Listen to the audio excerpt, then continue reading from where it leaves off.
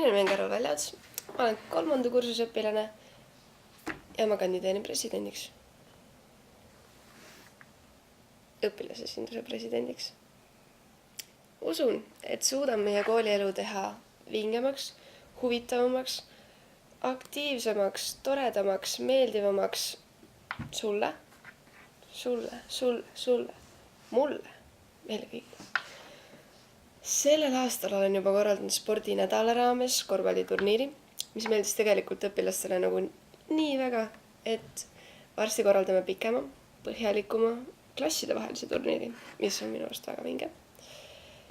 Olin ka suhteliselt aktiivne, päris suhteliselt aktiivne rebaste ristimise korraldamisel, mis kujunes välja minu arust väga vingelt.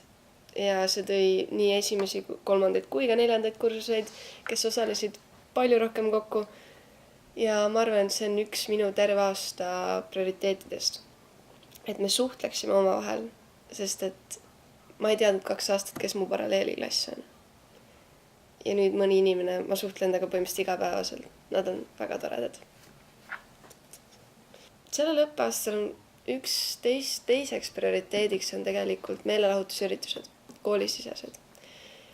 Ma arvan, et siin koolis on suurepäraseid ideid õpilastel ja lihtsalt pole inimesi, kellel oleks aega, et need nii-öelda ellu viia.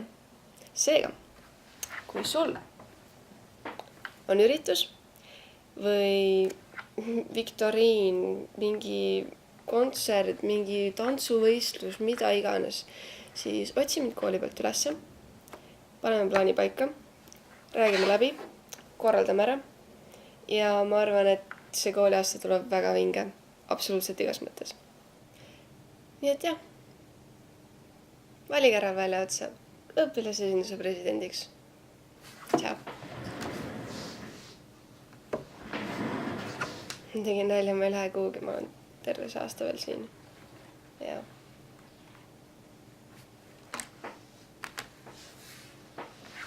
Koolis näeme.